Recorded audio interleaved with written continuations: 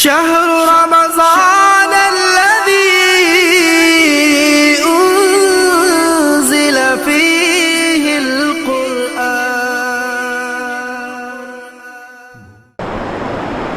السلام عليكم ورحمة الله وبركاته. الحمد لله رب العالمين، والصلاة والسلام على أشرف الأنبياء والمرسلين نبينا محمد وعلى آله وأصحابه أجمعين، أما بعد. 5ویں پارے میں اور جو اہم چیزیں ہیں انشاءاللہ 15 منٹ میں آپ کے سامنے رکھ کر اپنی بات کو ختم کریں گے. اللہ تبارک و تعالی شوہر بیوی کے درمیان میں پائے جانے والے اختلافات کو بڑے بہترین انداز سے حل کرتا ہے. کل ہم نے آپ کے سامنے بتایا تھا سب سے پہلے ان کو نصیحت کرنا چاہیے، بعد میں جو ہے ان کو بستر میں الگ کرنا، تیسرا جو ہے ہلکی مار مارنا، چوتھا یہ ہے کہ دونوں طرف سے اگر مل کر بیٹھ کر معاملے کو سمجھا سکتے ہیں تو معاملے کو سلجھا سکتے ہیں، اور چوتھا جو ہے جو طریقہ تھا وہ آج نماز فجر کی قرأت میں آیا کہ اگر دونوں مل کر نہیں رہ سکتے تو دونوں کو جدا ہو جانا چاہیے. مرد طلاق دے دے، عورت خلا لے لے، اللہ تبارک و تعالیٰ جو ہے دونوں کے لیے بہترین جو ہے کیا کر سکتا ہے، اللہ تبارک و تعالیٰ دونوں کے لیے بہترین بدلہ بھی عطا کرے گا اور جوڑے کا انتظام بھی کرے گا. اس کے بعد اللہ تبارک و تعالیٰ نے ایک آیت بتائی اس میں وَاعْبُدُوا اللَّهَ وَلَا تُشْرِكُوا بِهِ شَيْئًا. اس آیت کو 10 حقوق والی آیت کہتے ہیں. اس میں 10 حقوق کا ذکر ہے. سب سے پہلے اللہ تعالیٰ کی عبادت کرنا، اس کے ساتھ کسی کو شریک نہیں کرنا، والدین کا حق بتاتے بتاتے اللہ نے آگے ایک نقطے کے بعد بتائی، کہا ان اللہ لا يحب من كان مختالا فخورا. اللہ تبارک و تعالیٰ فخر کرنے والے گھمنڈی کو پسند نہیں فرماتا. اہل علم کہتے ہیں رشتے اگر جم کر رہتے ہیں تو اس کی وجہ یہ ہے کہ ہمارے اندر عاجزی انکساری ہونا چاہیے. جب رشتوں میں فخر، جیسے ہمارے پاس ہوتا ہے مال پر فخر، خوبصورتی پر فخر، گھمنڈی، ایسے چیزیں آتی ہیں تو کیا ہوتا ہے، رشتے کٹ جاتے ہیں. اللہ تعالیٰ جو ہے یہ 10 حقوق والی آیت کا اختتام فرماتا ہے اللہ تعالیٰ فخر کرنے والے گھمنڈی کو پسند نہیں فرماتا. اس کے بعد اللہ تبارک و تعالیٰ نے شراب کو حرام کرنے کا ایک اسٹیپ بتایا. کیا ہے، سب سے پہلے جو ہے اللہ تبارک و تعالیٰ سے اللہ کے نبی صلی اللہ علیہ وسلم سے آ کر سوال کرنے لگے، کون صحابہ اکرام، یہ کیا ہے شراب میں؟ اللہ تبارک و تعالیٰ نے کہا کہ اس کا گناہ بڑا ہے اس کے نفع سے. یہ پہلا اسٹیپ، یہ اس کا گناہ بڑا ہے اس کے نفع سے. دوسرا اسٹیپ کیا ہوا، اللہ نے کہا کہ شراب پی کر نماز کے قریب مت جاؤ. صحابہ اکرام کیا کرتے تھے، یہ شراب حرام ہونے سے پہلے کی بات ہے، کیا کرتے تھے، نماز فجر کے بعد شراب پی کے سو گئے تو ظہر تک وقت لمبا ملتا نا، وہ شراب پی لیں گے تو کیا ہوتا، نماز ظہر تک جو ہے وہ نشہ چلے گا تو نماز ظہر ہم نے مل جائے گی، اور شراب پی کر کوئی نماز نہیں پڑھ سکتا نا، اسی لیے اللہ نے منع فرمایا. تو صحابہ اکرام ایسے کرتے تھے. یہ دوسرا اسٹیپ. یہ تیسرے اسٹیپ میں آ کر اللہ نے صاف کہہ دیا رک جاؤ. تو اسے کیا معلوم ہوتا ہے، کسی بھی معاشرے میں پائی جانے والی برائی کو ایک کچھ وقت میں ہم نہیں نکال سکتے. مثال کے طور پر ہم میں سے بیٹھے ہوئے لوگوں کو سگریٹ کی عادت ہوگی، آپ یہ چاہتے ہیں کہ ایک در سے سگریٹ چھوڑ دیں، ناممکن ہے. آہستہ آہستہ اسے مال صحت کے بارے میں سمجھائیں گے نا تو کیا ہوگا، وہ اس کی بری عادت کو ہم جڑ سے نکال سکتے ہیں. اللہ تعالیٰ یہ مثال یہاں دیتا ہے. اس کے بعد اللہ نے ایک بات یہ بھی بتائی کہ پانی نہ ہو یا پانی رہ کر بھی تم پانی کو استعمال نہ کر سکتے ہو تو تیمم کو اپناؤ. آپ جانتے ہیں تیمم کرنا جو ہے صرف اللہ کے نبی صلی اللہ علیہ وسلم کی امت کی خصوصیت ہے. اللہ نے تیمم کسی امت کو نہیں دیا سوائے نبی کریم صلی اللہ علیہ وسلم کی امت کے.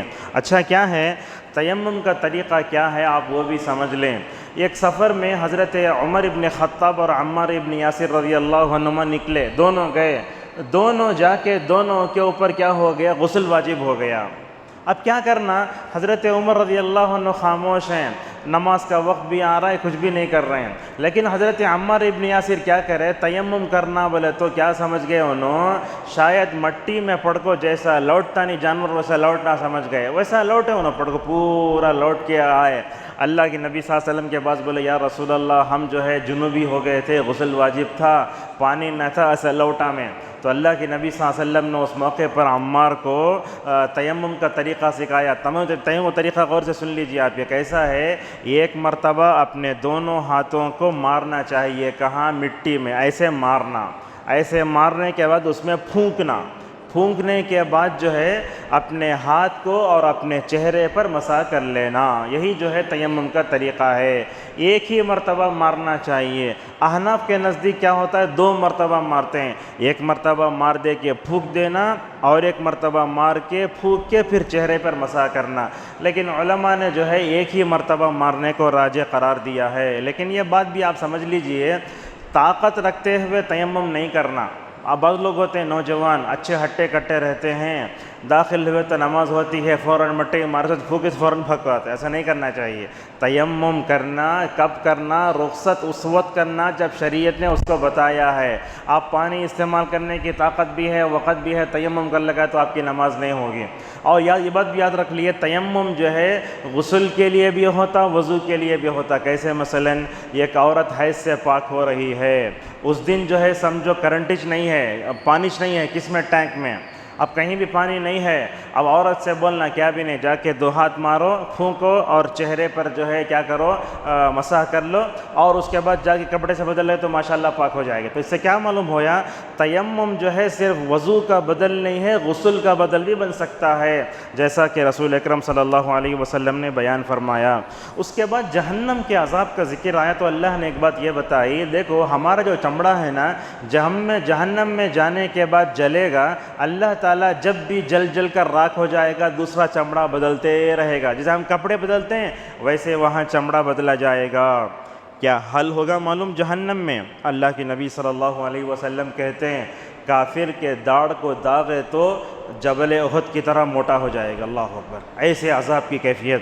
اور بعض روایتوں میں آیا اللہ تبارک و تعالیٰ جب انسان کے اعضاء کو داغے گا نا تو یہ کان کی لول کی سے گردن تک کا جو فاصلہ ہے 600 سال کا ہوگا. اتنا موٹا ہو جائے گا. یہ تو جہنم کے عذابات کا ذکر ہے. جنتیوں کو سائے بھی ملیں گے. آپ صلی اللہ علیہ وسلم فرماتے ہیں جنت میں ایک درخت ہے جس کا نام طوبہ ہے. طوبہ ہمارے پاس لڑکی کا نام رکھتے ہیں طوبہ. طوبہ کیا ہے؟ اصل جنت میں ایک درخت ہے. اللہ کے نبی نے کہا جس کے نیچے چلنے والا 500 سال تک بھی چلے گا تو اس کا سایہ ختم نہیں ہوگا. اللہ کے نبی صلی اللہ علیہ وسلم نے اس کی وضاحت فرمائی. اس کے بعد امانت داری کے بارے میں کچھ باتیں ہم آپ کو بتاتے ہیں کہ امانت داری ایک بہت عظیم صفت ہے. ہم سمجھتے امانت داری بولے تو کون تو بھی پیسے لا کر دیے تو وہ پیسے ہونچ رکھے اٹھا کے دیالنا. امانت اتنا نہیں ہے. دیکھو امانت کا مطلب کیا ہوتا ہے؟ اللہ تعالیٰ نے جو بھی چیز ہم کو دی ہے، جس کی حفاظت کا ہمیں حکم دیا ہے، وہ سب امانت داری ہے. صحت ہماری امانت ہے، سمجھ گئے نا؟ قرآن ہمارے پاس امانت ہے. امام ہے، اس کی امامت اس کے لیے امانت داری ہے. میں آپ کے سامنے یہ ورقات لے کر آیا ہوں. امانت داری کا تقاضا یہ ہے کہ جو میں نے لکھا ہے وہی بات بولوں، جو کسی نے نہیں بتائی ہے وہ بات بولنا وہ خیانت ہے. ایسے امانت داری ہر ایک میں. مثلاً عبد التواب مکی اس مسجد میں نماز فجر میں 5ویں روزے کو درس ہوا، یہ مجلس بھی امانت ہے. ایسا تو امانت ہر چیز ہے، صرف پیسے ہی نہیں ہیں، اپنی شرمگاہ بھی امانت ہے. اس طریقے سے تو یہ امانت جو ہے بہت اہم ہے. اللہ تعالیٰ نے اس صفت کو نبیوں سے جوڑ کر بتایا. سورہ شعراء میں پڑھ کے دیکھو اللہ تعالیٰ فرماتا انی لکم رسول امین، اے امت کے لوگوں میں تمہارے لیے امانت دار رسول ہوں. یہ کون؟ ہر نبی امانت دار، ہر نبی سچا. اور اس امانت داری کو اللہ تعالیٰ نے جو ہے حضرت جبرائیل سے جوڑ کر بتایا. ہم بولتے ہیں نا جبرائیل امین جبرائیل امین. یہ حضرت جبرائیل کو امانت دار بنانے کی ضرورت کیا تھی؟ اگر وہ امانت دار نہ ہوتے تو اللہ کی طرف سے جو امانت لے کر آتے اس میں وہ چینج کر لے سکتے تھے نا. اب معلوم ہے شیعہ کا عقیدہ کیا ہے قرآن میں؟ انہوں بولتے 40 پارے تھے سو وہ 30 پارے ہیں، ابھی 10 پارے آنے والے ہیں. ایسا ہی بولتے. نبی کا چہرہ بھی علی کا چہرہ ملتا جلتا تھا. اللہ جبرائیل کو علی کے پاس جاؤ گا تو بھٹک کر جبرائیل اللہ کے نبی کے پاس چلے گئے تھے. اللہ اکبر. کیسے؟ حضرت جبرائیل کی امانت داری پہ حرف آتا نا اس میں. ایسی باتیں کبھی نہیں کہنا چاہیے. ابو ہریرہ رضی اللہ عنہ کہتے ہیں امت میں سب سے پہلے دو چیزیں اٹھائی جائیں گی، ایک امانت داری ہے اور دوسرا یہی حیا ہے۔ اور دیکھو امانت داری کام کرنے والے کے اندر ہونا، سمجھ رہے ہیں نا، مؤذن امانت دار، امام امانت دار، مسجد کا ناظم امانت دار، کوئی بھی کسی کو آفس سیکرٹری سب کو امانت دار ہونا چاہیے۔ حضرت موسیٰ علیہ السلام مدین کے پنگھٹ کے پاس جب ان لڑکیوں کو پانی پلاتے ہیں تو اپنے باپ کے پاس جا کر کیا بولتے ہیں، ابا جان ہم نے ایک آدمی کو دیکھا جس کے اندر طاقت بھی ہے امانت داری بھی ہے، یہ دونوں صفتیں ہونا چاہیے، جس کے پاس امانت داری ہے اسی کے پاس دین ہے۔ اللہ کے نبی صلی اللہ علیہ وسلم نے اسی امانت داری کو صحابہ میں پیدا فرمایا۔ حضرت ابو عبیدہ بن جراح رضی اللہ عنہ امانت دار تھے، اور آپ جانتے ہیں پل صراط کے اوپر سے آسانی سے گزرنا چاہتے کہ چند باتوں کا لحاظ رکھو، امانت داری کو ادا کرو، رشتہ داری کا حق ادا کرو، ایمان کو پختہ کرو، بدعت و خرافات سے دور رہو، مومن کے کام آؤ، یہ سب کام کریں گے نا انشاءاللہ پل صراط پر سے گزرنا بہت آسان ہو جائے گا۔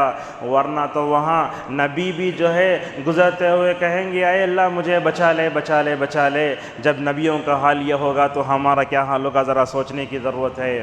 اور آپ نے امانت داری کے بارے میں ایک بات بتائی، کہا جب امانت ضائع کر دی جائے تو قیامت کا انتظار کرو۔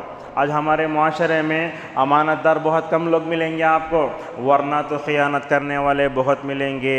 اس کے بعد اللہ نے یہی بتایا کہ شرک ناقابل معافی جرم ہے، حسد کرنا جو ہے یہودیوں کی عادت ہے، اور اللہ تبارک و تعالیٰ نے کہا کہیں بھی رہو موت آ کر رہے گی۔ ایک بات کی اصلاح کر دیتے ہیں، ہمارے پاس مشہور ہے کیا ہے، وہ جو روح قبض کرتا فرشتہ اس کا نام عزرائیل بول کے ہمارے ذہن میں بیٹھ گیا ہے، نکال دیجیے اسے، اس کا نام عزرائیل نہیں ہے، اس کا نام ملک الموت ہے۔ اللہ فرماتا ہے قُلْ يَتَوَفَّاكُمْ مَلَكُ الْمَوْتِ۔ اس کے بعد اللہ نے منافقین کا ایک وصف یہ بھی بتایا کہ منافقین کیا بات ملے تو پھیلا دیتے۔ آج بھی دیکھو لاک ڈاؤن ہونے والا نہیں ہے، فیک نیوز لوگ کیا کرتے، گئے سال کی اٹھا کر نیوز جو ہے ڈال ڈالتے لاک ڈاؤن، بعد میں 10 منٹ کے بعد میں میسیج فیک نیوز ہیں۔ یہ آج کل جو ہے فیک نیوز لاک ڈاؤن کے بارے میں بہت گھوم رہی ہے۔ جب تک پکی بات ہم کو معلوم نہیں ہوتی کوئی بھی بات آگے نہیں بڑھانا، اور خصوصاً جس کا تعلق عزت سے ہوتا ہے نا انسان کی، وہ ان عزت سے متعلق کوئی جھوٹی بات نہیں پھیلانا۔ دیکھو انہیں اس سے تعلقات نہیں کہتے، انہیں اس سے وہ قرض لیا کرتے، انہیں رجسٹر میرج کر لیا کرتے، حالانکہ حقیقی شادی ہو کر تھی۔ ایسا کوئی بھی بات آئی تو تحقیق کے بغیر نہیں پھیلانا چاہیے۔ جب انسان کی عزت سے اس کا تعلق ہوتا ہے تو خصوصاً مکمل طور پر اس سے بچنا چاہیے۔ سلام کا طریقہ بتایا گیا کیسے کرنا، اور قتل کے بارے میں بتایا گیا بہت بڑا گناہ ہے۔ میدان جہاد میں جانے والے اور بیٹھنے والے دونوں برابر نہیں ہو سکتے۔ آپ جانتے نا حضرت عبداللہ بن مکتوم رضی اللہ عنہ اندھے ہیں، اور اندھے پر جہاد نہیں ہے۔ جب یہ آیت اتری بیٹھنے والے اور جانے والے دونوں برابر نہیں ہو سکتے، فوراً رسول اللہ صلی اللہ علیہ وسلم کے پاس بھاگ کر آئے، کہے یا رسول اللہ تعالیٰ فرماتا ہے میدان جہاد میں جو جا کے لڑتے ہیں اور بیٹھنے والے دونوں برابر نہیں ہو سکتے، میں اندھا ہوں کیا کروں؟ اللہ نے آیت اتاری اندھے لوگوں پر جہاد فرض نہیں ہے۔ تو اس موقع پر دیکھیے اندھے پر سے اللہ جہاد کو ہٹا دیا، لیکن ان کے اندر لڑنے کا جذبہ کیسے تھا۔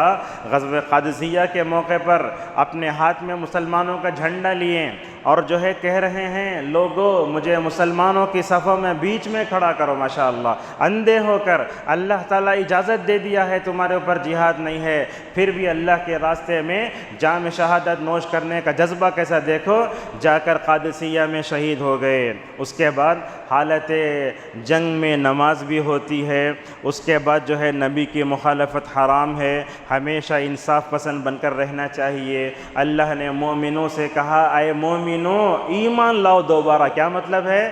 یعنی ایمان لا کر اس پر ثابت قدم رہو، زمانے کی حوادث اور جو ہے یہ فتنے تمہارے ایمان سے مکمل طور پر نہ پھیریں۔ اور آخری بات یہ ہے جس محفل میں دین کا مذاق ہوتا ہے وہاں نہیں بیٹھنا چاہیے۔ چار لوگ بیٹھے ہیں، ایک آدمی مذاق اڑا رہا ہے داڑھی کا اور ایک آدمی مذاق اڑا رہا ہے جو ہے برقعے کا، وہاں نہیں بیٹھنا۔ جب تک انہوں اپنا ٹاپک نہیں بدل لیتے وہاں نہیں بیٹھنا۔ اگر آپ وہاں بیٹھے ہیں دین کا مذاق اڑایا جا رہا ہے تو مطلب یہ ہے کہ آپ بھی اس کا ساتھ دے رہے ہیں، لہذا اپنی مجلسوں میں اس بات کا مکمل طور پر لحاظ کرو۔ اللہ تبارک و تعالیٰ نے آخر میں یہ بات بتائی کہ منافقین جو ہے جہنم کے نچلے درجے میں ہوں گے، اور اللہ کے نبی صلی اللہ علیہ وسلم نے اپنے چچا کے بارے میں کہا میرے چچا ابو طالب اگر میں نہ ہوتا تو جہنم کے سب سے نچلے درجے میں ہوتے، حالانکہ یہی وہ چچا ہیں جنہوں نے آپ کا 40 سال تک ساتھ دیا تھا۔ کیا ہے مرنے کے وقت دیکھو اپنے چاچا کو جو ہے نار جہنم سے بچانے کی فکر کیسی ہے۔ ابو طالب کے انتقال کا وقت قریب ہے، بھتیجا کھڑا ہوا ہے محمد صلی اللہ علیہ وسلم، جا کر چاچا سے بولتے چاچا اسلام لا لو نا، لا الہ الا اللہ پڑھ لو، قیامت کے دن میں تم نہ اللہ کے پاس سپورٹ کرتا ہوں۔ ادھر جو ہے ابو جہل کھڑے ہو کر بولتا بھائی بھتیجے کی بات سنو نہ کو، ادھر سے توحید ادھر سے شرک، جنگ چل رہی ہے۔ آخر میں ابو طالب نے لا الہ الا اللہ کہے بغیر اللہ کو پیارے ہو گئے۔ اللہ اکبر۔ تو کیا معلوم ہوا نبی اپنے چچا کو بھی ہدایت نہیں دے سکے۔ معلوم یہ ہوتا ہے اگر رسول اکرم صلی اللہ علیہ وسلم نہ ہوتے ابو طالب جہنم کے نچلے درجے میں چل جاتے جہاں منافقین ہوتے۔ اچھا ابو طالب کا عذاب کیا ہوگا یہ بھی سن لیجئے۔ آپ صلی اللہ علیہ وسلم نے کہا جہنم کا سب سے ہلکا عذاب ابو طالب کو دیا جائے گا، آگ کے جوتے پہنیں گے تو دماغ کھولے گا، یہ سب سے ہلکا عذاب ہے۔ تو لہذا ہم جو ہے یہ جو سن رہے ہیں نا یہ سب پورا قرآن میں ہے، اس کے مطابق جو ہے ہم جو ہے عمل کرنے کی کوشش کریں۔ اللہ تبارک و تعالی ہم سب کو اپنے اپنے معاشرے میں سماج میں اصلاح کا کام کرنے کی توفیق عطا فرمائے۔ وآخر دعوانا ان الحمد للہ رب العالمین۔ شهر القيام شهر القرآن شهر الصيام شهر